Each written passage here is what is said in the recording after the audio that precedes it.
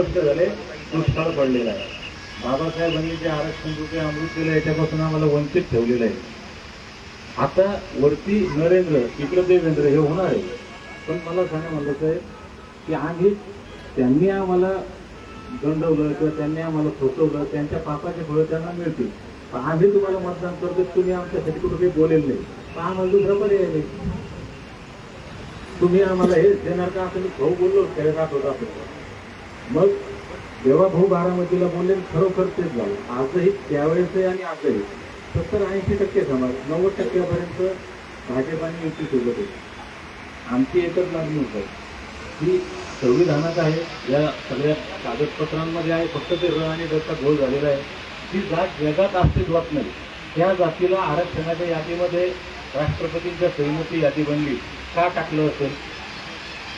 बरं, जेव्हा भाऊ ज्यावेळेस म्हणजे 14 की माझा अभ्यास झालेला आहे, मी तुमचा पहिल्या कॅबिनेटमध्ये देतो, त्या अर्थी ते असेल सत्ता बदल झाली साहेब, पण ते झालं नाही. आता 10 वर्ष गेली, हरकत नाही. आता आमची विनंती की हे तुम्ही करावं. जेव्हा भाऊचा शब्द पूर्ण होतो हे संविधानाच्या अधिकाराची अंमलबजावणी होते आणि धनगर समाज तुमच्यासोबत होते, त्यात काही अडचण नाही. परवा आदरणीय दानवे साहेब आले होते, रावसाहेब पाटील दानवे, मी त्यांनाही म्हणालो तुम्ही तुमच्या विरोधात लोकसभा लढलो, संतोष भाऊच्या विरोधात 3 वेळा विधानसभा लढलो, मला माहिती निवडून येत नाही, पण माझ्या समाजाचा स्वाभिमान जागा करण्यासाठी लढलो. तुम्ही हे आमचं अमृतरूपी आरक्षणाची अंमलबजावणी करा. आम्ही लाईफ टाईम तुमचा फुकट प्रचार करतो. आम्हाला पद नको, पैसा नको, टेंडर नको, काहीच नको. माझं वेगळं 10 वर्षातलं मी भाऊ म्हणजे लहान भावासारखं माझ्यावर प्रेम करतात. मला गोपीचंद भाऊ असतील, महात्मे साहेब असतील, जानकर साहेब, मी यांच्यासोबत काम केलं. 1 रुपयाचं एक टेंडर नाही, काहीच नाही, रुपयाने मागत नाही. मी 100% समाजासाठी वाहून घेतलेलं आहे. समाजाचं भलं होतं असेल तर मी माझं जीवन समर्पित होते. आम्हाला काहीच स्वार्थ नाही दुसरा. आता हा झाला एक विषय. आता दुसरा विषय मी स्पष्टच बोलतो साहेब, हे सगळं आता ही मांडणी झाली, आमचा हक्क आहे. आता मी दुसरं ऑप्शन म्हणजे परत चर्चा होईल ना होईल मला माहिती नाही. आपल्याला आदिवासी विरोध करतात आणि ते स्ट्रॉंग आहे. त्यांचे आमदार, खासदार, आदिवासी जे काय पदाधिकारी, अगदी तालुकाध्यक्ष जरी असला भाजपचा तो म्हणून मी राजीनामा देतो. दुर्दैवानं आमच्या धनगर समाजात एवढे नेते नाहीत आणि जे आहेत बिचारे ते राजीनामा देणार नाही. तरी तुमच्यावर दबाव आमचा येणार नाही. म्हणून माझी विनंती की जर हे तुम्हाला नियमन हे आहे आमचं, पण हे जर शक्य नसेल तर एक पर्याय आपल्यासाठी आहे. प्रश्न सोडवायचा आहे, जेव्हा भाऊंनी दिलेला शब्द पाळायचा आहे, आमच्यावर झालेला अन्याय दूर करायचा आहे. तर आता आम्ही MPSCचं 3.5% सेपरेट आरक्षण देतो. तिथे फक्त धनगरांचं, दुसरं पूर्ण. आणि मागच्या काळामध्ये सुप्रीम कोर्टाने जजमेंट दिले की तुम्ही या जातीच्या याच्यामध्ये उपवर्गीकरण करू शकता.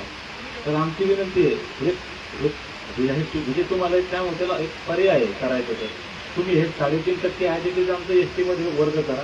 जे मूळ आदिवासी 7% घेतात त्यांना ST हे म्हणा, आम्हाला ST A B C जे काय म्हणायचं ते म्हणा, प्रश्न सुटतो.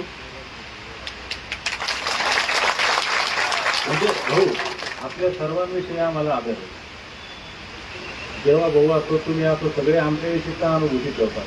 म्हणजे 3 दिवस झाले मला लोणीकर साहेब असेल, अर्जुन भाऊंनी तर रात्री 12 वाजेपर्यंत मला फोन करून आले की दीपक मी गिरीश भाऊंना येतो, ताईंना घेऊन येतो, आपण चर्चा करूयात, मार्ग निघला पाहिजे. कारण हा मोर्चा पाहिला तरी महाराष्ट्रानं असा मोर्चानी पाहिला, देशात चालला ते पूर्ण देशात. हा व्हिडिओ ज्या ज्या राज्यात धनगरांचं चालू आहे तिथं म्हणतात की दीपक भाईने क्रांती किया, आपण भी इधर क्रांती करेंगे. हे राज्यात देशात चाललंय. भाऊ म्हणजे की नाही हे करावंच लागतं. अर्जुन लोणीकर साहेब की शिंदे साहेबाला फोन करतात, फडणवीस हे तुम्ही प्रयत्न करायला, तुमचं आमचे जे प्रेम आहे. तुमच्या साहेब पहिल्या दिवशीपासून देऊ राहिले, बोल राहिले, हे तुमचं प्रेम आहे. तर आमचं असं म्हणणं की हे प्रेम कायम करा. समाज तुमच्या सोबत 24 तास 12 महिन्यात कोणतं इलेक्शन असो काही असो हे तुम्हाला सोडवता येतं काय. तर ह्या 2 गोष्टी सांगितल्या. तुम्हाला GR काढता येतो नाही मला, 1 मिनिटात 4 ओळीचा GR त्यात पण मी लिहिलं की कसं काढता येतं ते.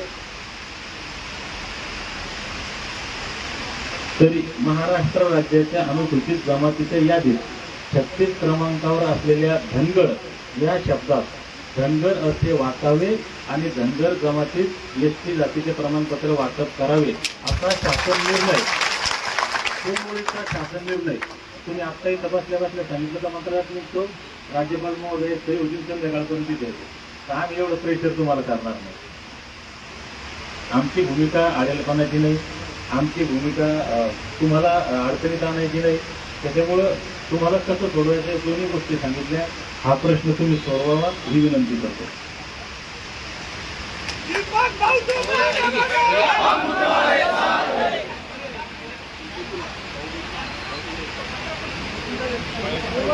या ठिकाणी सन्माननीय पंकजाताई आपल्या समोर आपल्या एसटी आरक्षणाच्या भावना आणि सर्वात पालकमंत्री म्हणून व्यक्त करणार आहे.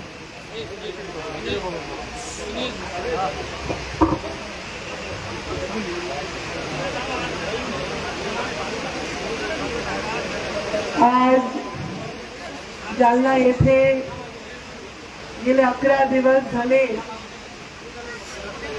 धनगर समाजाला एसटी मध्ये सामावून घेण्यासाठीच्या मागणीसाठी उपोषणाला बसलेले दीपकजी,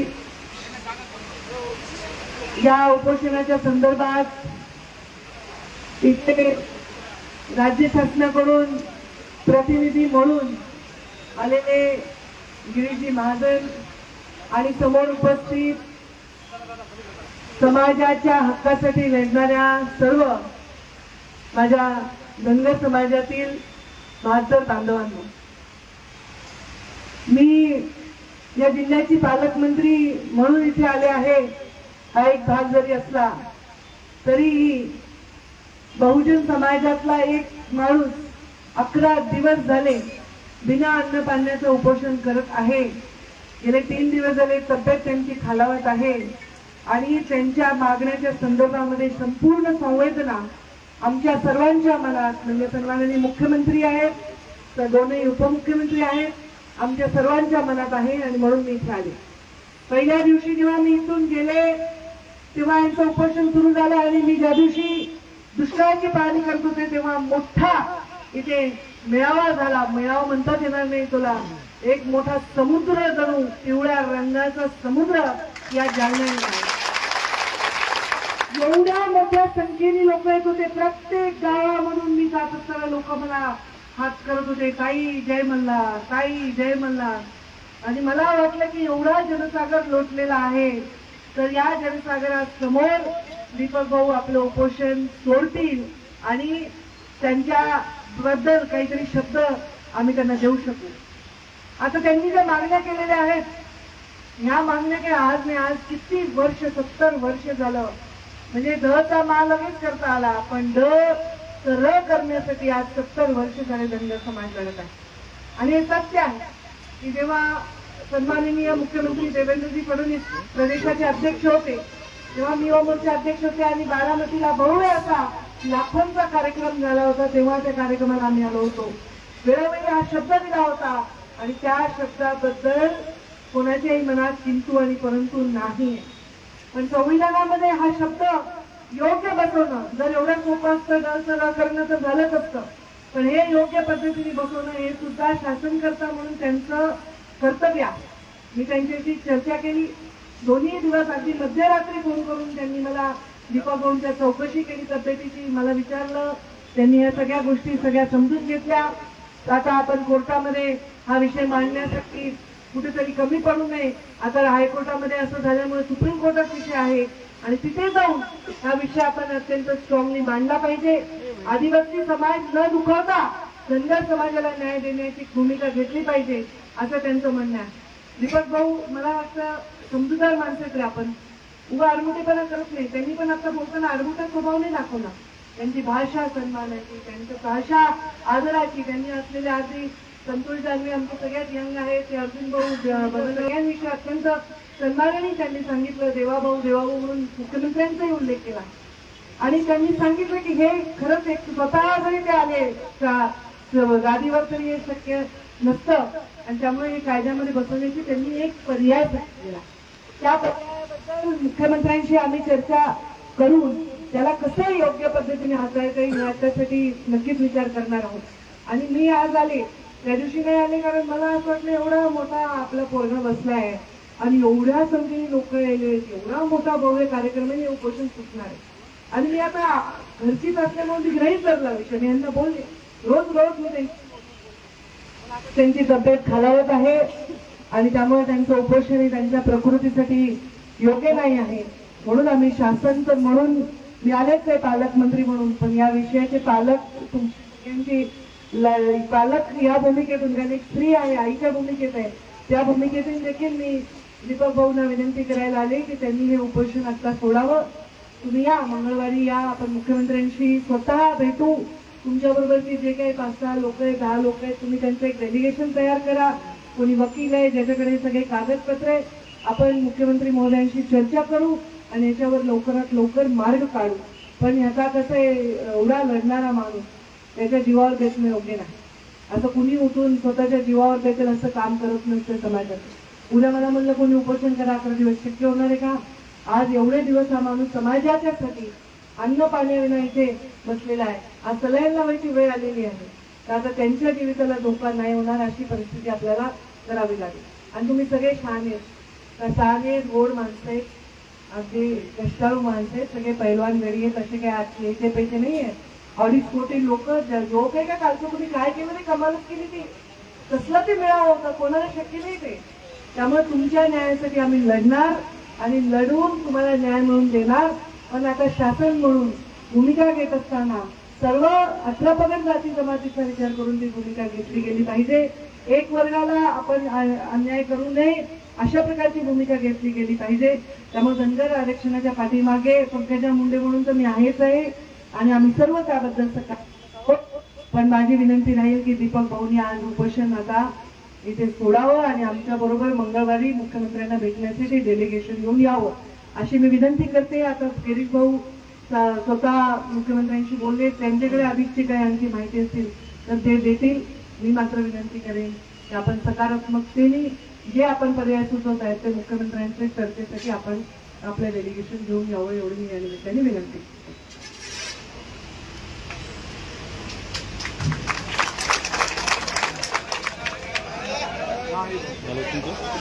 बोला येळकट येळकट.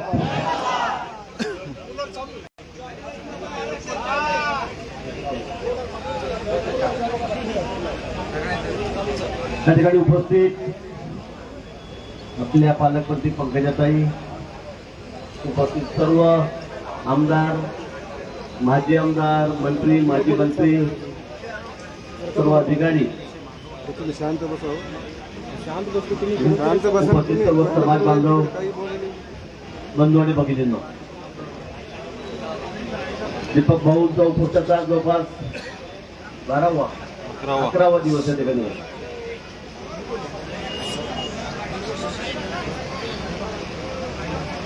खरं म्हणजे लवकर यायला पाहिजे तर आम्ही पण, ही वस्तुस्थिती आहे, आपलंही म्हणणं खरं आहे आणि मी तर लवकर द्यायला पाहिजे ही आपली अपेक्षा आहे.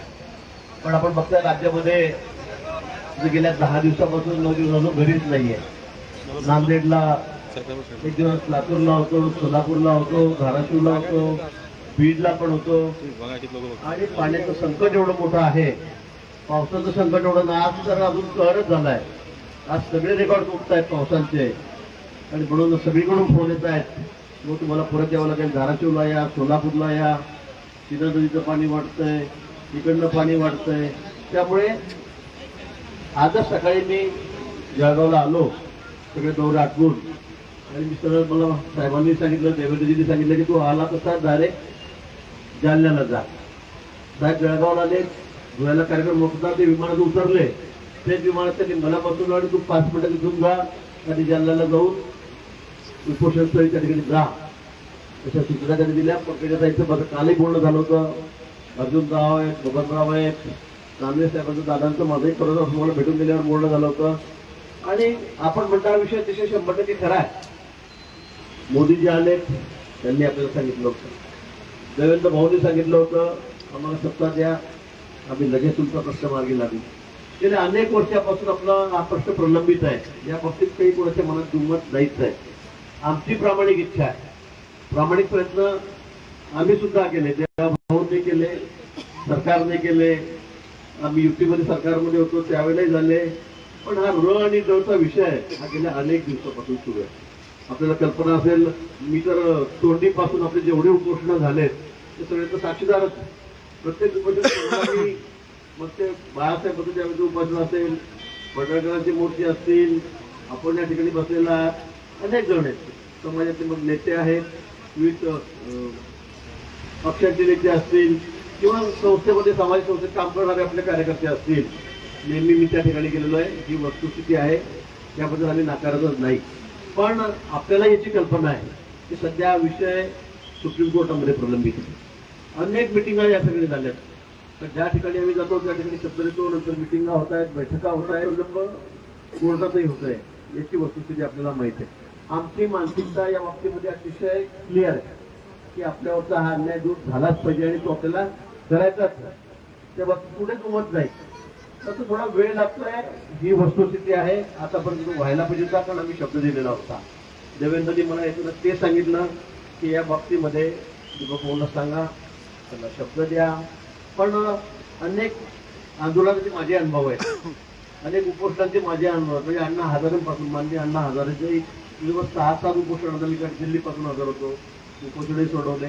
तर दीपक भाऊ आता 11 दिवस झालेले आहेत. इतकं उपोषण लांबून आपल्याला चालणार नाही. आपल्याला निश्चित समाजाला न्याय द्यायचा आहे. तुमचा प्रयत्न प्रामाणिक आहे, या बाबतीमध्ये कोणाच्याही मनामध्ये शंका नाही. आणि आम्हालाही असं वाटतंय की आता हा प्रश्न सुटलाच पाहिजे. पण थोडं कायद्याची थोड्याशा अडचणी आहेत, याची कल्पना आपल्यालाही आहे, आपणही बघताय. आणि म्हणून माझी आपल्याला या निमित्ताने विनंती आहे की आपण हे उपोषण सोडावं. हा प्रश्न असाही नाहीये की लगेच आला आणि लगेच सुटला, लगेच सुटेल. आणि यासाठी आपल्याला प्रयत्न करावे लागतील. आपण जरांगे पाटील आपण बसले 6-7 वेळा बसलेत, पुन्हा चर्चा झाल्या, अनेक चर्चेच्या फैरी झाल्या. आपण त्या दिवशी मी विमान घेऊन आलो होतो मुंबईहून, त्यांना विमानात टाकून घेऊन गेलो 7-8 लोकांना, 10 लोकांना. ही बैठक त्या ठिकाणी घेतली मुंबईला साहेबांकडे. अनेक फैरी झाल्या चर्चेच्या, अनेक बैठका झाल्या आणि त्यातून कुठेतरी मग मार्ग निघतो. त्यातून मार्ग निघा. अण्णा साहेबांनी तर किती मूर्ती, म्हणजे किती वेळा त्यांनी आंदोलन केलं असेल, भूक आंदोलन केलं असेल, किती वेळा उपोषण केलं, पण त्यांनी त्यांच्या पत्रामध्ये सगळं काढूनच घेतलं शेवटपर्यंत अण्णांनी सुद्धा. म्हणून मला असं वाटतं की इतक्या दिवस उपोषण लांबून आपल्याला चालणार नाही. तुमचा प्रश्न महत्वाचा आहे, सरकारलाही तो माहिती आहे, देवाभाऊंना तर अधिक माहिती आहे. त्यांची भूमिका या बाबतीमध्ये हीच आहे की आपल्याला ज्ञान मिळायलाच पाहिजे. आणि म्हणून साईंनी सांगितल्याप्रमाणे विद्वान की आपलं याची चर्चा झाली, बसलं पाहिजे. जसं त्यावेळेला सुद्धा जरांगे पाटलाच्या वेळेला तरी मग 7-8 लोकांची समिती नेमली. त्यांचे सगळे तज्ज्ञ होते, ज्यांना माहिती होती, कायदेशीर ज्ञान होतं, असं लोक त्याच्यामध्ये टाकलं. आणि त्यांनी सगळ्यांनी बसून त्या ठिकाणी मार्ग काढण्याचा प्रयत्न केला. आणि मग 7, 8, 10, 12 या चर्चेच्या फैरी झाल्यात. पण त्यानंतर त्यातून कुठेतरी मार्ग निघाला. आणि म्हणून मला असं वाटतं की आमदार साहेब आपण आहात, सगळे वडकुटे साहेब आहेत, काय जे असतील मला काही नावं तुम्ही सांगायचे. आपल्याला काही 10-15 काही वारीवादी तुम्ही नावं सांगायचे आहेत.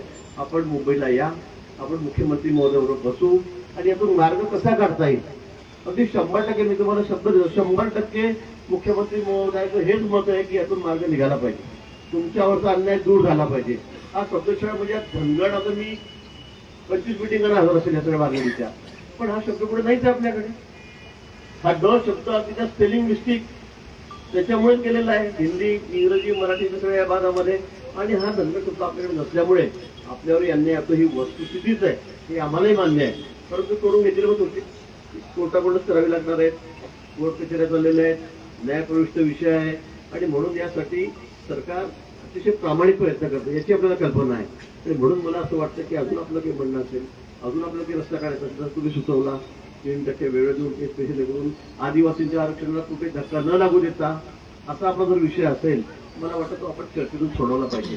माननीय मुख्यमंत्री महोदय यात खूप आपल्याला माहिती आहे, त्यांचा अभ्यास मोठा आहे, त्यांना सगळी खडानखडा माहिती आहे. आणि म्हणून मी तुम्हाला विनंती करणार आहे, ताई पुढे विनंती करतो, सगळ्यांच्या वतीने आम्ही तुम्हाला विनंती करतो की आपण हे उपोषण थांबावं.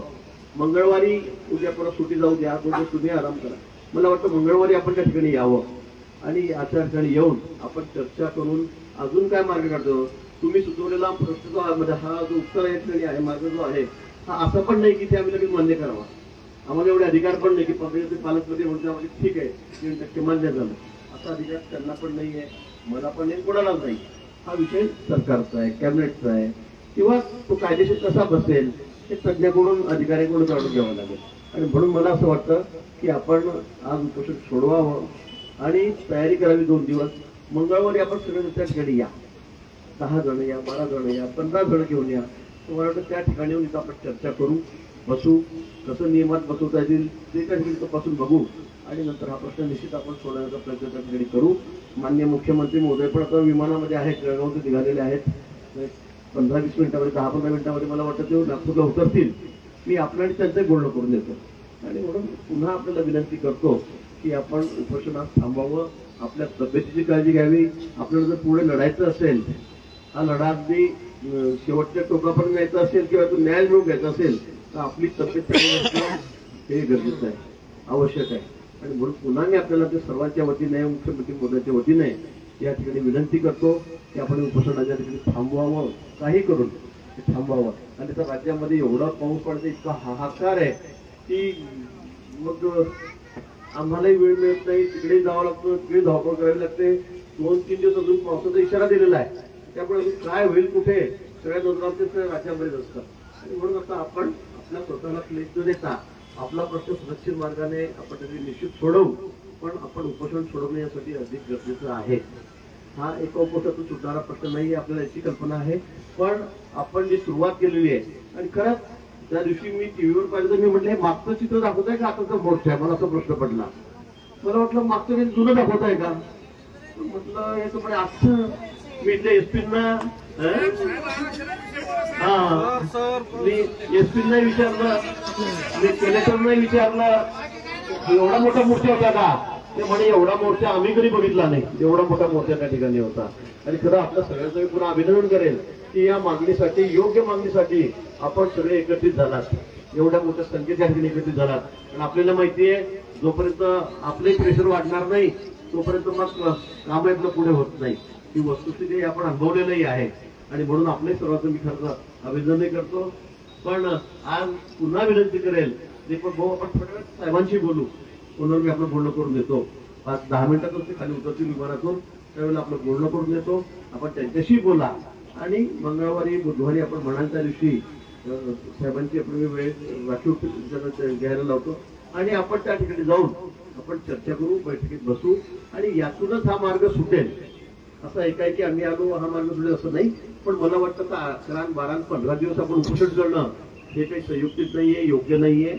आपल्याला लढायचं असेल तर आपली तब्येत योग्य ठेवणं हे आवश्यक आहे.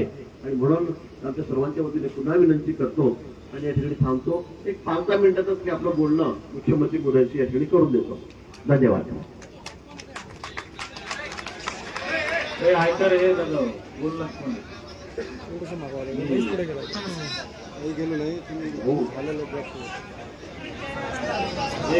एक मिनिट आहे दादा, थांबा रे, थांबा. हे दादा थांबा.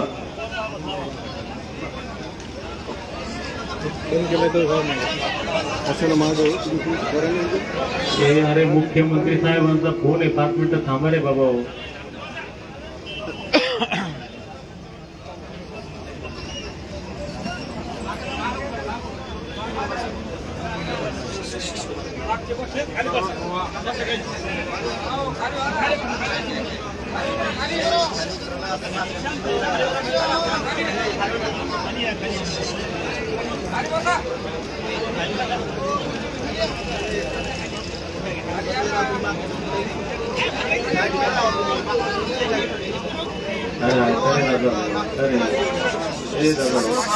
सर्वांना विनंती आहे 2 मिनिटं शांत बसा. साहेबांचा फोन आलेला आहे, 2 मिनिटं. नमस्कार, दीपक बोरा. आपल्याला कल्पना आहे की आपण आता गेली अनेक वर्ष हाताळतोय, त्यातला मार्ग काढायचाही प्रयत्न करतोय आणि कायदेशीर दृष्ट्याही आपण नेहमी योग्यच भूमिका त्यात घेतली आहे. पण त्यातले काही अडचणी आहेत त्या आपल्याला दूर कराव्या लागतील. तर ते कसं आहे की तुम्ही एकदा मला असं वाटतं या तुमच्याही काय आयडियाज आहेत ते समजून घेऊ, काय अडचणी आहेत त्याही आपण त्याच्यावर चर्चा करू आणि मार्ग काढायचा प्रयत्न करू. आपल्याला मार्गच काढायचा आहे. आपल्याला काही म्हणजे तुम्हाला माहिती आहे पहिल्या दिवशीपासून मी एक खंबीर भूमिका यात घेतली आहे, पण त्यात वेळोवेळी अडचणी येत गेल्या आहेत. तर तुमचाही अभ्यास आहे, तुमच्या अभ्यासाच्या अनुरूप किंवा तुमच्या सोबतचे जे काही ज्यांचा अभ्यास असेल अशा लोकांना सोबत बसू, आवश्यकता असेल तर ऍडव्होकेट जनरलला बोलून घेऊ, ऍडव्होकेट जनरलशी आपण त्या ठिकाणी तुमच्या बैठकीत चर्चा करू आणि त्यातनं मार्ग काढायचा प्रयत्न करू आपण. तर तुम्ही जरूर या. कारण काय बघा, म्हणजे तुमचं आता तुम्ही उपोषण केलं, हा मुद्दा तुम्ही ऐरणीवर आणला, लोकांनी देखील त्याला एक चांगलं समर्थन दिलं, पण शेवटी मार्ग तर बैठकीतनं आणि चर्चेतनंच निघेल की नाही. तर त्यामुळे मला असं वाटतं की आता उपोषण सोडावं, आम्ही नीट दखल घेतली याची आणि आपण चर्चा करून यातनं मार्ग काढायचा प्रयत्न करू. साहेब एक विनंती आहे, वेळ आहे ना 2 मिनिटं आपल्याला. मी मागच्या वर्षी पंढरपूरला याच मुद्द्यासाठी 16 दिवस उपोषणाला बसलो होतो. बर. त्यावेळेस माननीय एकनाथ शिंदे साहेब मुख्यमंत्री होते. हो. आणि त्यावेळेस म्हणजे आता गिरीश भाऊ आले, आमच्या ताई आहेत, लोणीकर साहेब, अरविंद भाऊ खोतकर, हे म्हणजे आम्हाला अधिकारानं बोलणारे माणसं आहेत. बरोबर. आता त्यावेळेसही तसंच झालं. आता आम्हालाही माहिती आहे की मी आता म्हणलं आत्ता द्या तुम्ही द्यायला असं होत नाही. बरोबर. त्यावेळेसही पहिल्यांदा शंभूराज देसाई साहेब आणि चंद्रकांतदादा पाटील आले होते. हो. पटलकर साहेब असतील, प्रकाशांना असतील. मी त्यांना म्हटलं तुम्ही असं बोलले आणि उपोषण सोडून फायदा नाही, कारण याच्या अगोदर कितीतरी आंदोलन झाले, प्रत्येक वेळेस शब्द दिले गेले, तुम्ही आम्हाला लेखी काहीतरी द्या. शिंदे साहेबांनी त्यांच्या सहीने एक पत्र दिलं की आमच्या ज्या मागण्या होत्या, ही मागणी तुमची 15 दिवसात होईल, याच्या अशा अडचणी आहेत, याचा थोडासा करून आम्हाला 1 महिना लागेल. ते पत्र आहे माझ्याकडे. आता 1 वर्ष कंप्लीट झालं. 25 सप्टेंबरला मी उपोषण सोडलं होतं 16 दिवसाचं. माझ्यासोबत आणखी ते सुटलं. आता काय झालंय, एक म्हण आहे की तोंड एकदा पोळलं की ते आपण ताकही फुकून पितो. नाही, म्हणूनच माझं म्हणणं काय बघा, कोणी काही म्हणजे मी लिहून दिलं, त्यांनी लिहून दिलं, तरी जोपर्यंत आपण चर्चा करत नाही ना, बरोबर, त्यातनं यातनं मार्ग निघू शकत नाही. बघा, हे जर सोपं असतं तर आतापर्यंत होऊन गेलं असतं. पण तुम्हाला माहिती आहे, लोकांनी केसेस केल्या, कोर्टात केसेस झाल्या, आपण भूमिका मांडली, आपण त्याच्यामध्ये आपली बाजू घेतली, परत त्यात काही कोर्टाने अडचणी निर्माण केल्या. जुना एक अहवाल मागच्या सरकारने काय पाठवला तोही तुम्हाला माहिती आहे, त्याच्यामुळे काय अडचणी निर्माण झाल्या. तर आपल्याला बसून त्यातनं नीट स्ट्रॅटेजीनेच मार्ग काढावा लागेल. आता यात इश्यूची फार टीस स्थापन केली होती नागपूरला, तेव्हापासून मी त्या आंदोलनात अडून बसलो होतो. आम्हाला टीस नाही पाहिजे, त्यातला मी एक स्ट्रॉंग कार्यकर्ता होतो, रस्ता अडवणारा. तर हा विषय वेगळा आहे. आपण मी याच्यासाठी दुसरा एक पर्याय बोललो. आता साहेबांना त्यांना सांगितलं की जे 3.5% आम्हाला सेपरेट एनटीसी म्हणून आहे, म्हणजे आदिवासी आपल्याला विरोध करतात, ते स्ट्रॉंग आहेत. त्यांना आता हा विषय झाला, आता याच्यात चर्चा न केली ती बघली. आणि काही तुम्हाला होत्याच आणत नाही. तुमचं प्रेम धनगरांविषयी, धनगरांचं तुमचं प्रेम 2000 पासून 14 पासून आपण पाहता. ग्रामपंचायत पासून लोकसभेपर्यंत धनगर आपल्याला भर भरून देतात. तर आता आमची विनंती की हे जे 3.5% आहे तो विषय सोडून द्या. कोर्टाचा विषय, कटकटीचा विषय, लोक कोर्टात जातात, आदिवासी अडवतात, भांडवली करतात. हे जे 3.5% आहे, हे जर आपण एनटीसीचं, आता एसटीसी सुप्रीम कोर्टानं पण त्याला मान्यता दिली की तुम्ही उपवर्गीकरण करू शकता. तर हे जर एसटीसी मूळ आदिवासी 7% त्यांचं तसंच ठेवा. आम्हाला त्यांचा अजिबात नको नाही जायचं. आम्हाला आमचा हक्काचा असं आम्ही हक्क सोडतो आज रोजी इथं. त्यांना एसटी हे करा, आम्हाला एसटी बीसी जे काय करायचं ते करा. नाही, प्रॉब्लेम तिथे तुम्हाला सांगतो काय येतोय. आपण मागच्या वेळेस हेच सुचवलं होतं, आपण जे करणार होतो हेच करणार होतो. पण त्यातला निर्माण होतो की हे एसटीचं आरक्षण तुम्हाला माहिती आहे की केंद्र सरकार राष्ट्रपतीच्या मान्यतेने देतं. त्याकरता राज्य सरकारला अहवाल पाठवावा लागतो. तर तो जो अहवाल पहिला मागच्या सरकारने एसटीत बसत नाही असा पाठवला, म्हणून आपण 30 तयार केलं. आणि मग 30 मध्ये त्यांनी अर्ध आपल्या बाजूने दिलं आणि अर्ध आपल्या विरोधात दिलं. त्याच्यामुळे ती अडचण झाली. तर आताही म्हणजे हे राज्य सरकार, जसं समजा एक मराठा आरक्षण आहे तर राज्य सरकार कायदा करू शकतो, तसं याचा राज्य सरकार कायदा नाही करू शकत. याच्यामध्ये त्याची एक सुप्रीम कोर्टाने एक प्रिस्क्राईब केलेली यंत्रणा आहे.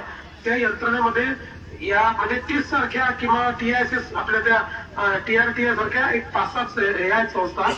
त्या संस्थांनी अभ्यास करून त्यांनी रिकमेंड केलेला एक रिपोर्ट लागतो. जो रिपोर्ट राज्याला पाठवावा लागतो. तो केंद्रातलं जे आपलं जनजाती आयोग आहे ते जनजाती आयोग त्याच्यावर रिपोर्ट देतं. त्या रिपोर्टच्या आधारावर मग केंद्र सरकार ते वर्गीकरण करतं. म्हणजे आपल्याला NT आपल्याला करता येतं पण ST आपल्याला करता येत नाही, त्याचे अधिकार आपल्याला नाही. म्हणून मी म्हटलं की या गोष्टी जर आपण बसलो तर मग त्यातनं कसा मार्ग काढायचा, त्यातल्या काय अडचणी आहे, त्यातनं मार्ग काढू ना आपण. त्यातही साहेब माझी विनंती आहे, केंद्र सरकार 2014 पासून आपलं हे बघा इच्छा शक्ती असली साहेब तर सगळं होतं. म्हणजे मला आता म्हणजे परत काय असे- होतं ऐका ना केंद्र सरकार ते हाती नाही. तुम्ही हे लक्षात घ्या, सुप्रीम कोर्टाने जी प्रोसेस प्रिस्क्राईब केली आहे म्हणून आपण मग कोर्टाचा आपण विषय का केला. आपण कोर्टाचा विषय करताच केला की सुप्रीम कोर्टाने जे प्रिस्क्राईब केलं आहे त्यानुसार ते बसवलं पाहिजे म्हणून कोर्टात गेलो. आपण ती भूमिका मांडली. पण तुम्हाला माहिती शेवटच्या क्षणी आपल्या दोन संघटना दोघांचा त्या विवादामध्ये त्यांनी थोडासा प्रॉब्लेम तयार केला आणि आपल्या बाजूने असलेलं थोडं इकडे तिकडे झालं. पण काय हरकत नाही, अजूनही ते आपल्या हातून नाही गेलेलं.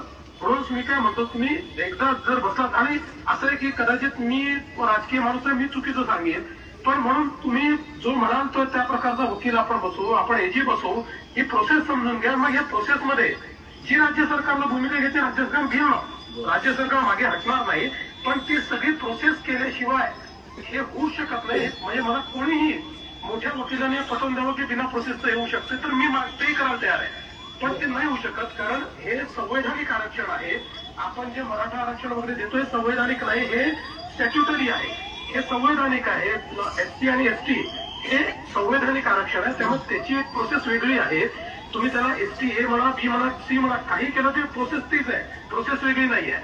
म्हणून तुम्ही माझी तुम्हाला विनंती की तुम्ही जरा आमच्या सोबत बसा, आपण बसून यातून कसा मार्ग काढायचा करू. आणि तुम्हाला एक माहिती आहे की आम्ही म्हणजे आमची भूमिका पहिल्या दिवशीपासून आहे आपल्या बाजूची.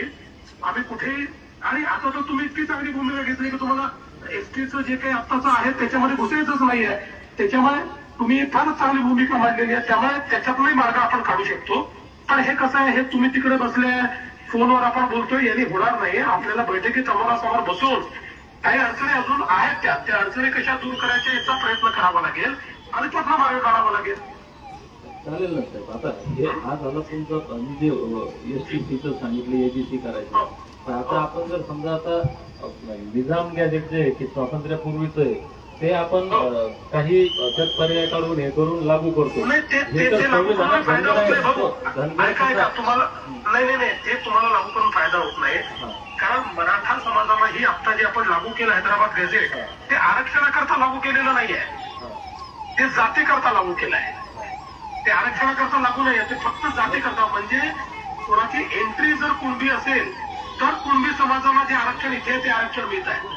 आता आपली एंट्री जर त्यात धनगर मिळाली तरी आपल्याला धनगर समाजाचं आरक्षण हे एनटीटीच आहे, ते एसटी नाही आहे.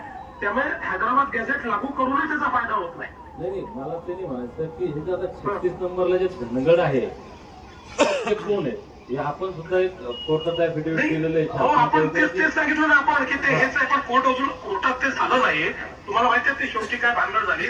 म्हणून आता आपण त्याच्यात सुप्रीम कोर्टात ती भूमिका घेतोय की बाबा हेच आहेत ते 36 नंबरचे धनगर म्हणजे हेच धनगर आहे, ती भूमिका आपण सुप्रीम कोर्टात घेतली आहे. याला सगळा फार विलंब होतोय साहेब या गोष्टीला.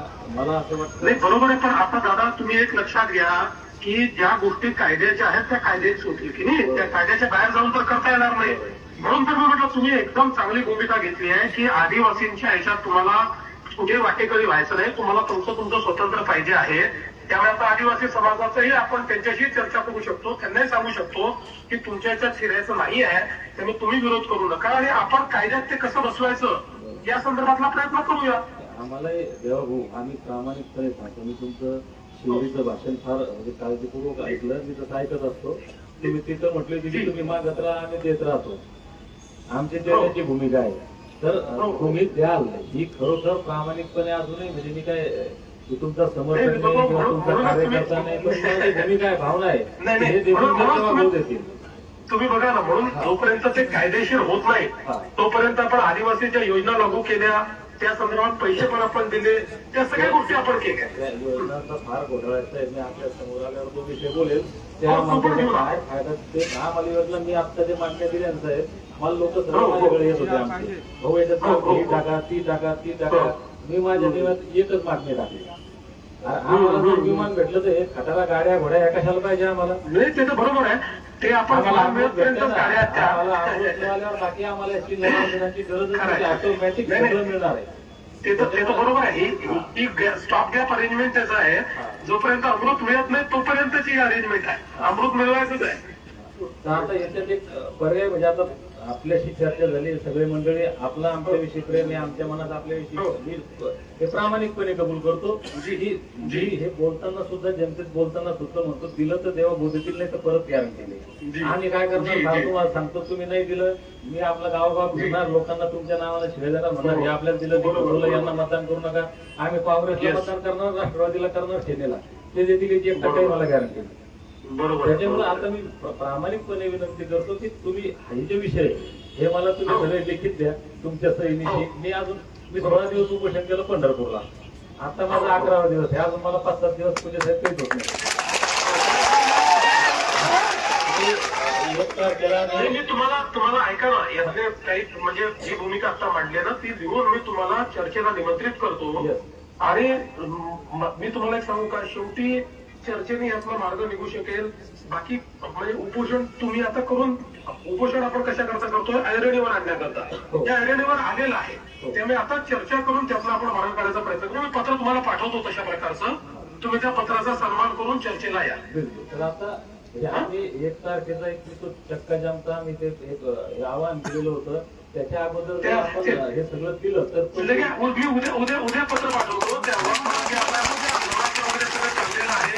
त्यामुळे आपल्याला आता या सगळ्या गोष्टी करायच्या नाही. मी तुम्हाला उद्या पत्र देतो, तुम्ही त्याच्या पत्राचा थोडासा आदर ठेवून आणि या संदर्भात आपण चर्चेकरता या. चालेल. ते पत्र तुम्ही ते म्हणजे मी जे मुद्दे सांगितलेले आहेत, मला एक तर तुम्ही जे लिगली 36 नंबर आहे त्याच्याप्रमाणे धनगडचं DR आपण तसाही काढू शकतो साहेब, जर काढायचा तर. नाही याचा DR काढायचा आपल्याला अधिकार नाही दादा. नाही, आपण त्याच्यावर आपल्यावर लेखी आपल्याकडे एजीचं ओपिनियन आलंय की तसा DR नाही करतायत आपल्याला. हरकत नाही, तुम्ही ते त्या पद्धतीने की याच्यावर काय कारवाई कराल, किती दिवसात कराल, हे तुम्ही कशा पद्धतीने सोडवाल हे मला सविस्तर लिहून दिलं आपल्या सहीनं. आणि ते जर मला पटलं की आता आज काय झालंय, मी जरी आज आपल्याशी बोलत असलो म्हणजे दीपक कोराडे हा आता समोर चेहरा किंवा आवाज जरी असला तर आपण पाहिलं की आमच्या जालन्यामध्ये जितके लोक या ड्रोन मध्ये किंवा शहरात दिसले त्याच्यापेक्षा डबल लोक पोलिसांनी 10-20 किलोमीटर गाडी आणून ठेवली, येऊन दिली नाही साहेब आतमध्ये. बरोबर आतमध्ये शहरात माणसांना जागाच नव्हती, त्यांनी बाहेरच रोखले, बाहेरच्या बाहेर निघून गेले. आता या सगळ्या लोकांचा विश्वास म्हणा किंवा यांच्या नजरा माझ्याकडे तेव्हा म्हणूनच काय आहे की माझं मत तेच आहे की उपोषण, धरणे आणि या सगळ्या गोष्टी या महत्वाच्या आहेत, पण यांनी प्रश्न सुटणार नाही. प्रश्न आमोरासमोर बसूनच सुटणार आहे. आपण पत्र द्या, माझ्या सहकार्यांसोबत चर्चा करतो आणि मग सगळ्यांना विश्वासात घेऊन, कारण उद्या या मग मी त्याविषयी निर्णय घेतो. पण मला जसं मी म्हणलो तसं खात्रीशीर असलं तर निर्णय 100% घेता, काही अडचण नाही. काही बोलतात आपल्याशी.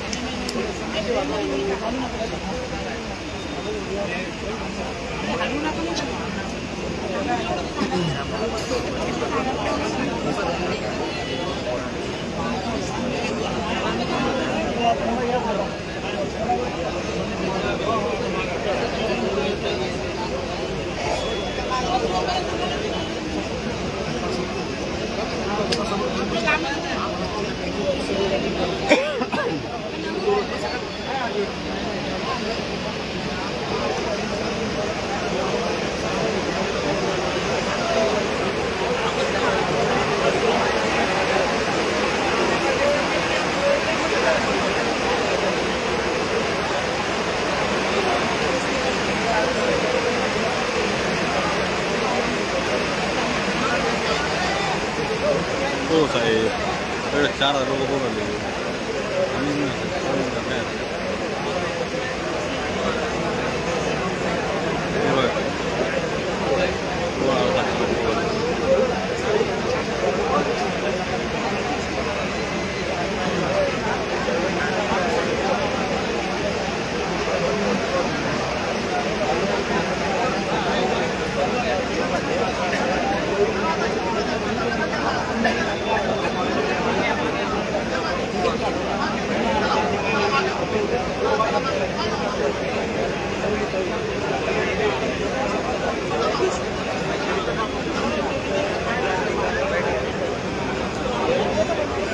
Thank you.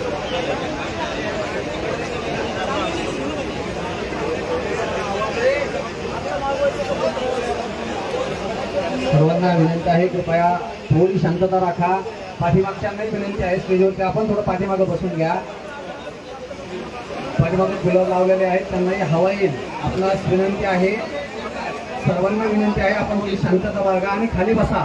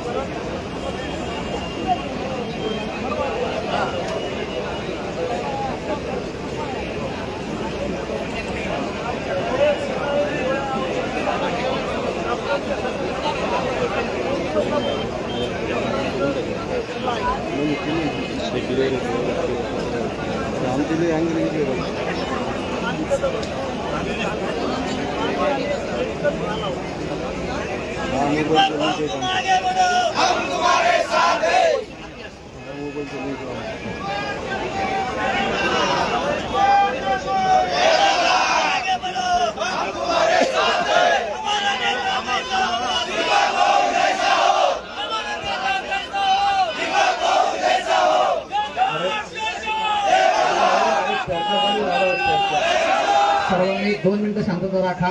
चर्चा झाल्याच्या नंतर आपल्याला घोषणा द्यायची आहे. शांत बसा. 2 मिनिटं 5 मिनिटं बसा.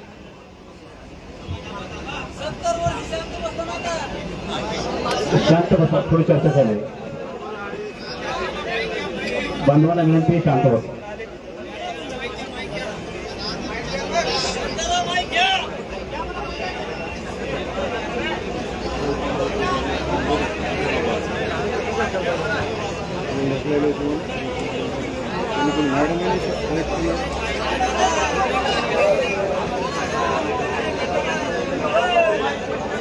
सर्वांना विनंती आहे कृपया 2 मिनिटं शांत राखा. खरं म्हणजे याही समाजाच्या वेदना आहे आणि तो वेदनेचा आवाज आहे. परंतु सर्वांना विनंती आहे कृपया 2 मिनिटं आपण सर्वांनी शांत राहा.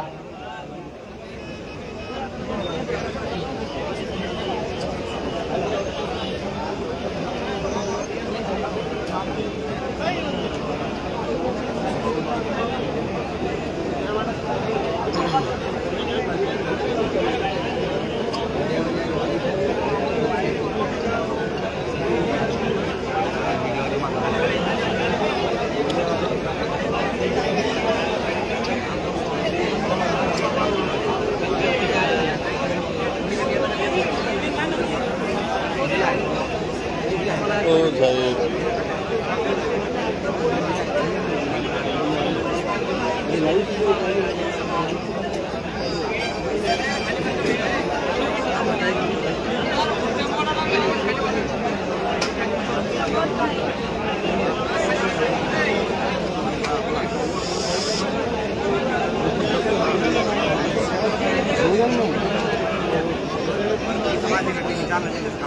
इकडनं घेणार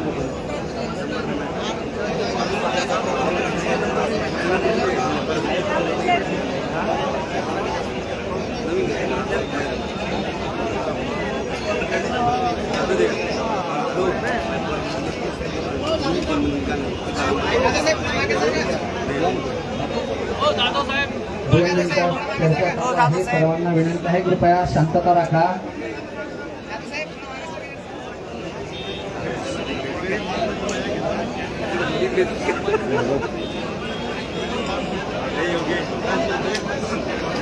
महेंद्र छान बोलतोय पण माझ्याकडे काय चालू बोला ना. हॅलो आता छान बोलतोय म्हटलं फोन माझ्याकडे बोला बोला ना बोला लाईव्ह चालू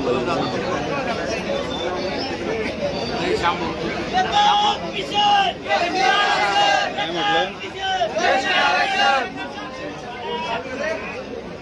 बांधवांनो 2 मिनिटं शांतता राखा. चर्चा चालू आहे. चर्चा 2 मिनिटं थांबा. बरं बरं ठीक आहे. लाईव्ह करतोय लाईव्ह करतोय.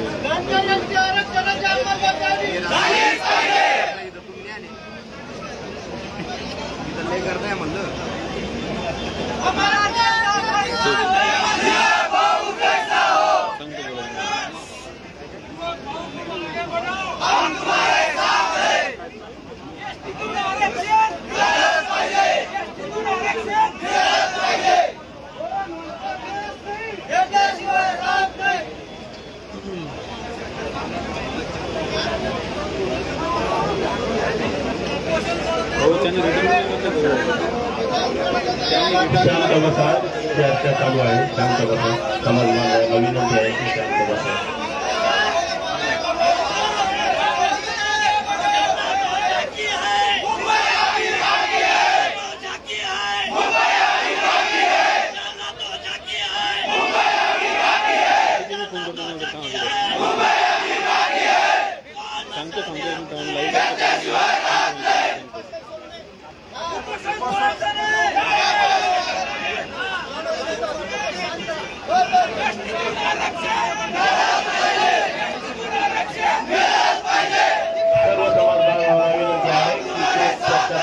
शांत बसा.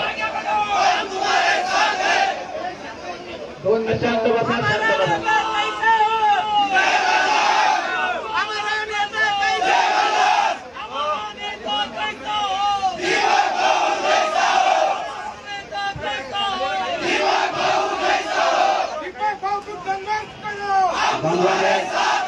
शांत बसा.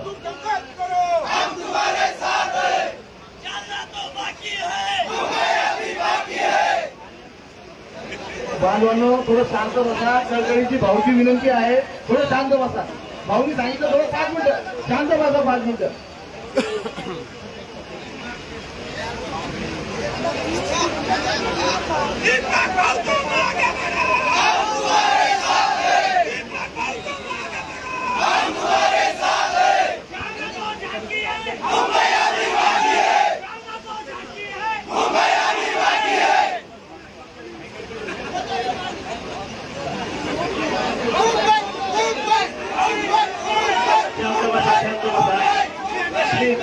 शांत बसा.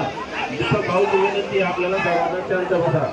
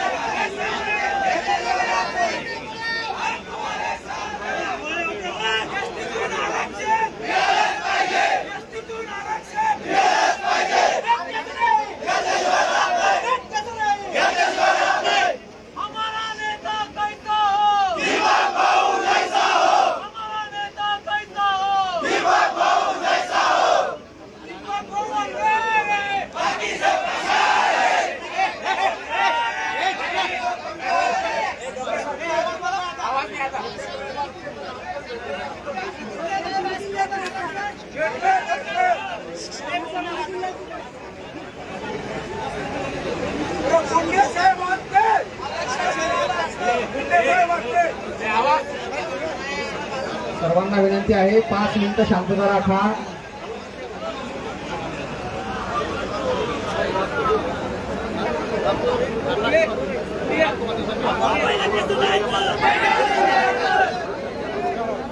आता आवाज नको. 2 मिनिटं शांत राहा बांधवांनो. 5 मिनिटं शांत राहा. चर्चा चालू आहे.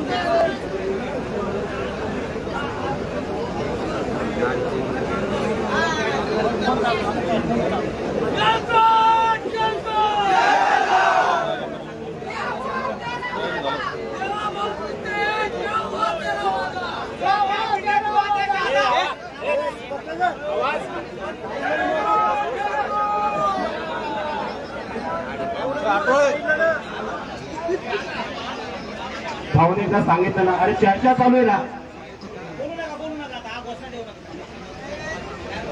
तुमच्या जे मनात आहे तेच आमच्या मनात आहे. शांत राहा.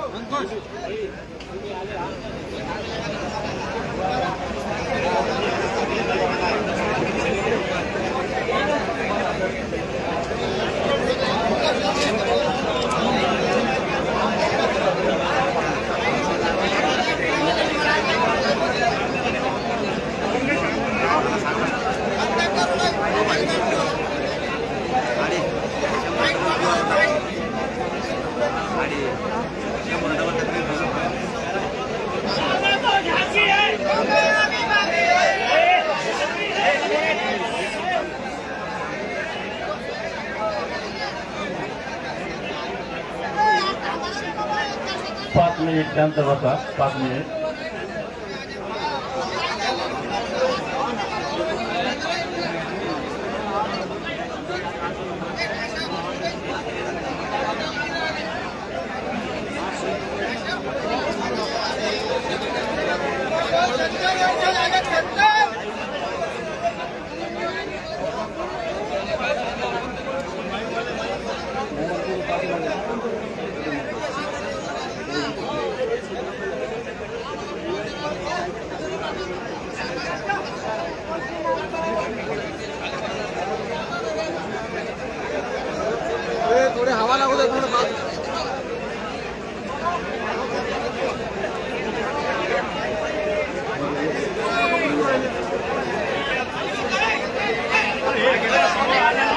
समोर उभे असलेल्या स्टेजवरील सर्व समाज बांधवांना विनंती आहे, थोडं पाठीमागे सरका. ते चर्चा करतायत, तुम्ही त्यांच्या समोर जाताय, थोडं मागे सरका. ही खाली बसलेली माणसं सुद्धा ती चर्चा आहे. 2 मिनिटं भाऊ बोलणार, शांत. मी काय म्हणतो दादा पहिले, अरे तुम्ही इतका मोठा मोर्चा ताई म्हणले, गिरीश भाऊ म्हणले, आपले तेव्हा भाऊ सुद्धा म्हणले की मोठा मोर्चा होता, देशानं नोंद घेतली. पोलीस प्रशासन, महसूल प्रशासन हे सुद्धा आश्चर्यचकित झालं की इतके लोक शांततेनं आले, शांततेनं गेले. थोडी तरी हुल्लडबाजी झाली का? आता कशासाठी करतात दादा? इथं चर्चा चालली, चांगली चालली. हे लोक आपल्या प्रेमापोटी आले ना. हा, आता इथं हुल्लडबाजी करून काही फायदा आहे का? शांतता ठेवा ना. अजिबात कोणतीच घोषणा देऊ नका, तुमच्या पाया पडतो मी. काय होणार आहे घोषणा देण्यानं? बरं ठीक आहे, ताईच्या हातात हे का देणं, ते आत्ता लगे हे कागद घ्या, तुम्हाला घ्या. गिरीश भाऊंच्या हातात आहे का? नाही ना. मग थोडं शांतता ठेवा ना. ते आले आपल्यासोबत चर्चा करायला, त्यांनी आपल्याविषयी प्रेम व्यक्त केलं, आपण त्यांचा आभार मानले पाहिजे, शांतता ठेवली पाहिजे. आपण काय सांगितलं त्यांचं? आता आपण फडणवीस साहेब तेव्हा भाऊ आपल्या सर्वांनी ऐकलं काय बोलले. ताईंची, गिरीश भाऊ आणि अर्जुन भाऊ असतील, लोणीकर साहेब, सगळ्यांची इच्छा आहे की आता आपण उपोषण सोडलं पाहिजे. मी असं म्हणलो किंवा हे जे काय आता विषय आमच्या मागण्यांसंदर्भात, हा आपण तेव्हा भाऊंच्या सहीनिशी आम्हाला एक ड्राफ्ट पाठवा, जे काय आपण काय कारवाई करणार आहात, कशी करणार आहात. मग त्या दृष्टीनं ते आपण तिथं सगळं वाचून सगळ्या लोकांशी चर्चा करून आपण उपोषण सोडू. उद्या परवा 4 दिवस काही फरक पडत नाही असं नाही म्हणणार. तुम्हाला काय वाटतं, उपोषण आत्ताच सोडलं पाहिजे की नाही?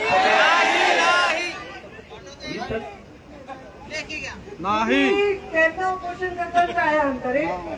तसं नसतंय. आम्ही आलोय आता, मी मुद्दा एकटी म्हणून एकटी आले नाही. मी आज सकाळी मुद्द्यावरून निघाले. मग मी आता सरकार म्हणून कशी मी निघाल?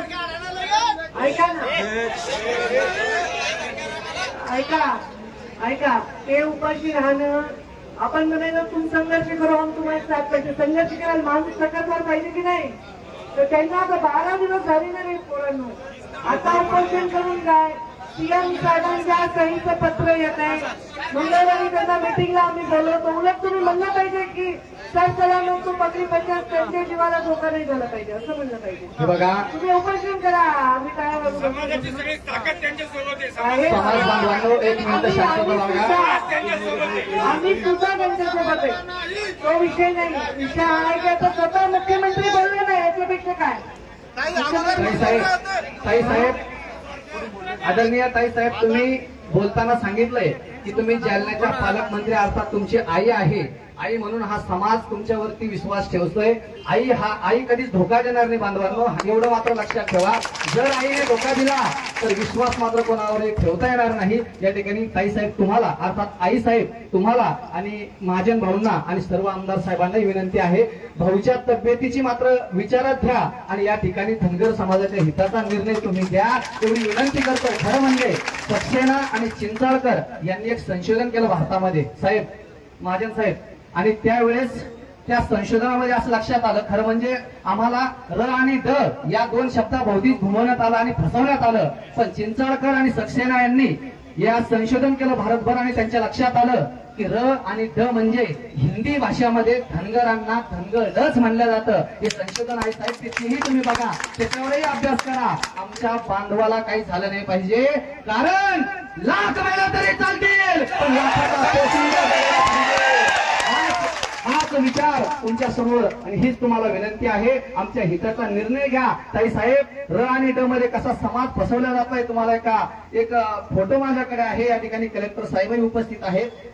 गंगाखेड इथला एक माझ्याकडे त्या रेल्वेच्या पाठीचा फोटो आहे. र आणि ड मध्ये कसा समाज फसवला जातो याच्या संदर्भात मी तुम्हाला एका मिनिटात ते फोटो दाखवतो. खरं म्हणजे र आणि ड मध्ये या समाजाची फसवणूक होते. ती फसवणूक न करता बाबासाहेब आंबेडकरांनी घटनेत तरतूद केलेल्याप्रमाणे धनगर समाजाला एसटीचं आरक्षण द्यावं, आणि या ठिकाणी भाऊंच्या तब्येतीचे विचार करता आता ज्या तुम्ही तरतुदी आणि जी चर्चा झालेली आहे ती सकारात्मक झालेली असेल असं समाज बांधवांच्या वतीनं मानतो. आणि भाऊंचं उपोषण मला तरी वाटतं वैयक्तिक सुटलं पाहिजे, कारण माणूस जिवंत असणं गरजेचं आहे बांधवांना.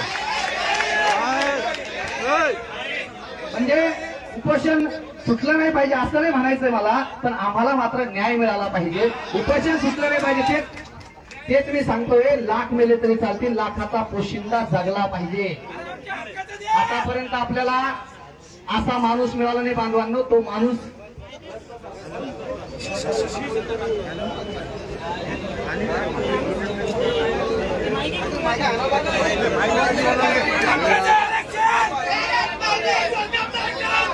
अरे काय रे, कोण येते घाट रे, कोण येते, कोण बावळटपणा करतो विनाकारण.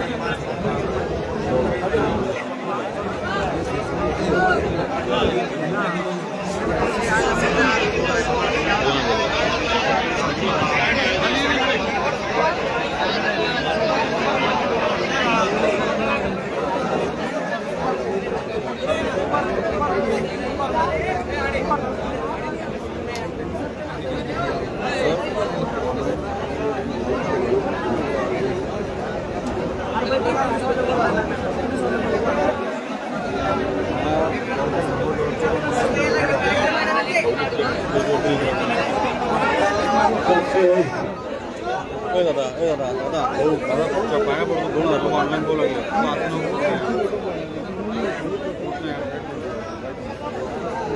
ते पाच मुंडकरी बाकी 2000 लोक फक्त त्यांनी फोटो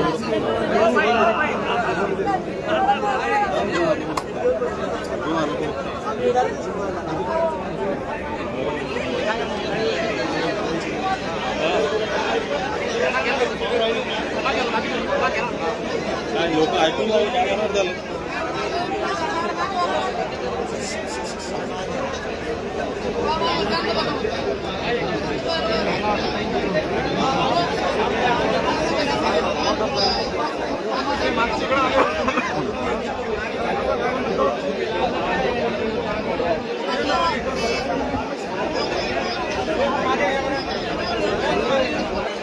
एक मिनिट ऐका रे, काही बोलते दादा ऐका ऐका ऐका. मी दीपक भाऊला म्हणले की तुम्ही उपोषण नाही सोडलं, तुमच्या बसत्याचं उपोषण आहे.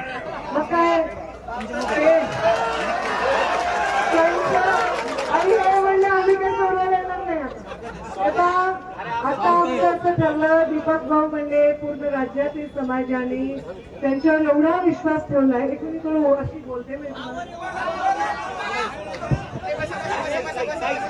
बसून राहा अँगलच नाही. तर दीपक भाऊ म्हणाले पूर्ण राज्यातून सगळ्या समाजाने माझ्यावर विश्वास ठेवलाय.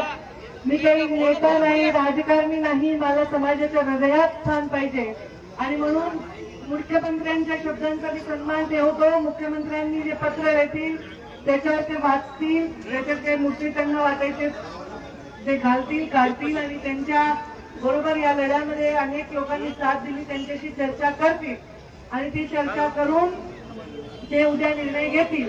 तर मी इथेच थांबणार आहे उद्या, मग मी येणार. मग आता माझी काही इज्जत ठेवता का नाही तुम्ही? नाही तर मग काय फायदा आता? मग मी ते उद्या तुम्ही चर्चा करा, तोपर्यंत मी तुमच्या उपोषणात सहभागी आहे. मी उद्या येते, मग उपोषण सोडवायचं, मग आपण लढा द्यायचा सगळ्यांनी मिळून सीएम साहेबांसकट हा विषयाला विजयी करण्यासाठी. मान्य आहे का? चला, पुण्यश्लोक अहिल्यादेवी होळकरांचा. तर आता ऐका, मी या गोष्टी खूप ऐकल्यात, पण त्याचा काही संघर्ष करू हम तुम्हाला साथ आहे. बरोबर गोष्ट नाही ती, पण जेव्हा संघर्ष करणारा माणूस जगला पाहिजे की नाही? मग आता ह्यांना म्हणा की तू उपोषण करू हम तुम्हाला साथ आहे. आणि तसं नाही, त्यांची तब्येत हळूहळू खालावणार आहे. उद्या हा निर्णय घ्या आणि मंगळवारी आपण सीएम साहेबांकडे जाऊ. या विषयामध्ये ऍडव्होकेट जनरलला बोलवू, सगळ्या महत्वाच्या वकिलांना बोलवू, कोणी निवृत्त न्यायाधीश असतील त्यांना बोलवू आणि याला कायद्यात बसवू, तरच यशस्वी होईल, नाही तर होणार नाही. कसं होईल सांगा? आता देशाचे प्रधानमंत्र्यांनी जरी एखादी गोष्ट लिहून दिली तर तो कायदा होत नाही. कायदा हा संमत करावा लागतो सभागृहामध्ये, मग कोर्टाच्या चौकटीत तो बसावा लागतो. हे कळण्यामुळे आपण सगळे हुशार आहोत. 70 वर्ष लढा देत आहेत, अजून तो एक 6-7 महिने लागतील, 8 महिने लागतील, बरोबर आहे. त्याच्यामुळे शहाणपणाने आपण वागलं पाहिजे. तर मी थांबते, उद्या मी येईल, तोपर्यंत ते पत्र मुख्यमंत्री महोदयांचं बघून घेतील आणि उद्या मग आपण या उपोषणाचा एक चांगला सकारात्मक विराम देऊ आणि मग पुढे आपण मुख्यमंत्री महोदयांशी बोलू. आपल्या मनावर जर झालं तर पुन्हा रस्ता मोकळाच आहे ना, मी तुमच्या सोबत असेल, तुम्ही चिंता करू नका. ठीक आहे, स्वतः मुख्यमंत्री तुमच्या सोबत आहे, तुम्ही काळजीच करू नका. ठीक आहे, वाजवाता या काय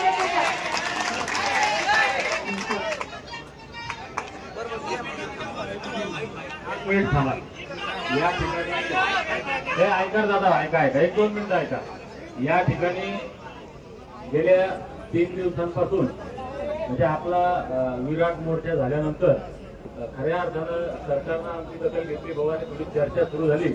या चर्चेच्या अनुषंगानं आमच्या आदरणीय ताई पंकजाताई, नंतर गिरीश भाऊ महाजन यांचे सुद्धा आमचे जळगावचे सगळे जे आपले समाजाचे बांधव आहेत ते गेल्या 3 दिवसांपासून भाऊ सोबत म्हणजे अक्षरशः आज सीएम साहेब जळगावला आले तर आपलं शिष्टमंडळ भाऊला भेटलं. भाऊ ते शिष्टमंडळ घेऊन सीएम साहेबांना एअरपोर्टला गेलं.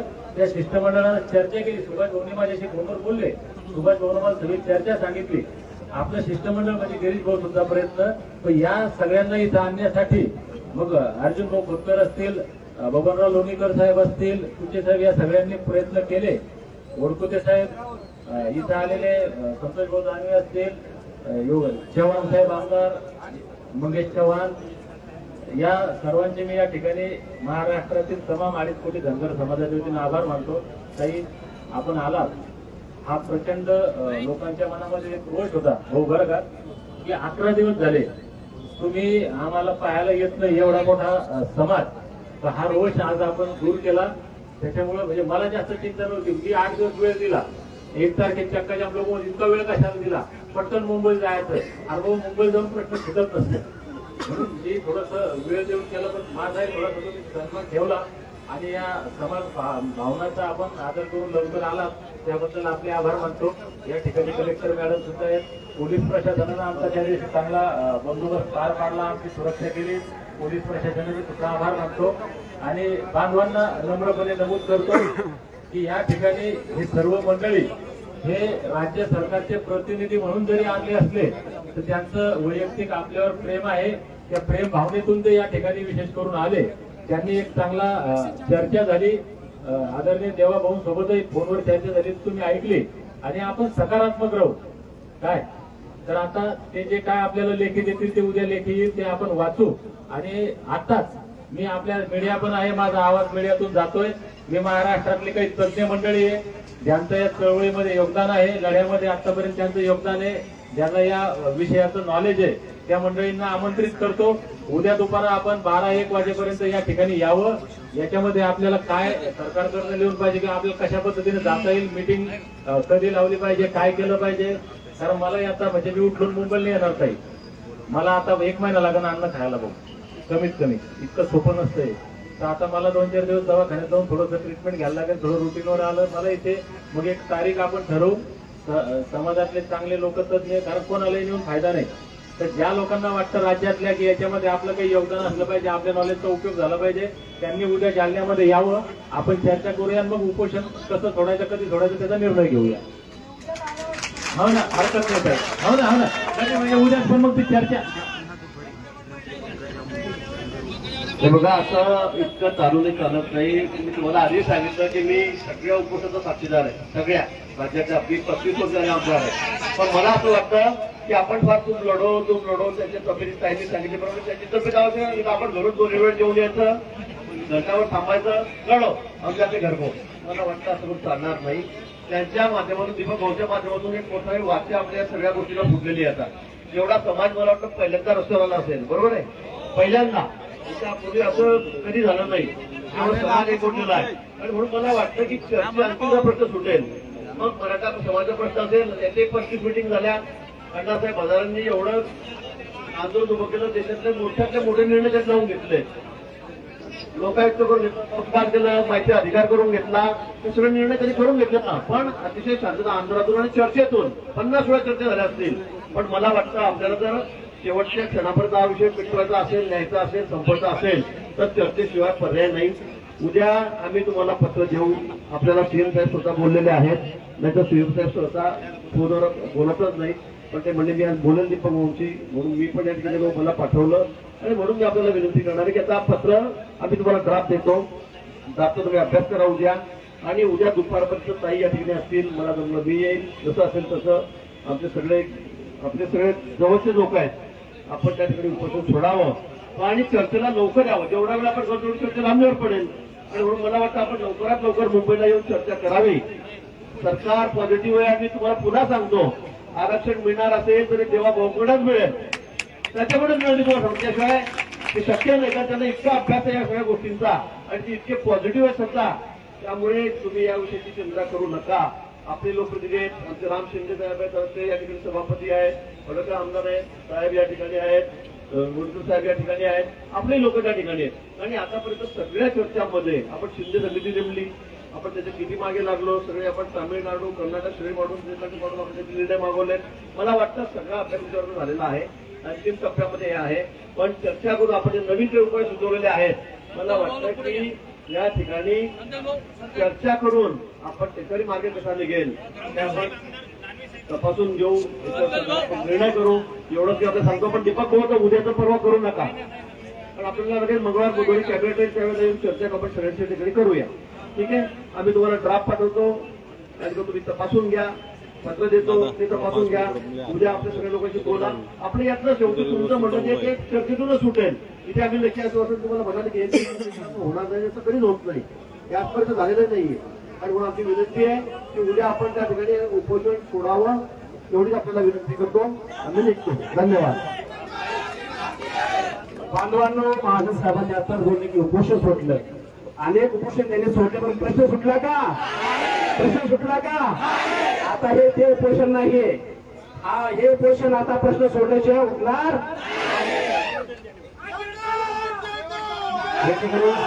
शिष्टमंडळाला निवेदन देताना सन्माननीय पालकमंत्री पंकजाताई मुंडे, सन्माननीय महाराष्ट्राचे मंत्री गिरीश भाऊ महाजन, लोणीकर भाऊ कुचे साहेब, संतोष भाऊ दानवे, गुरुपती साहेब, माननीय जिल्हाधिकारी चव्हाण साहेब, आजी भाऊ खोतकर, सर्व मनापासून सर्व समाजांचा आपले आभार आहे.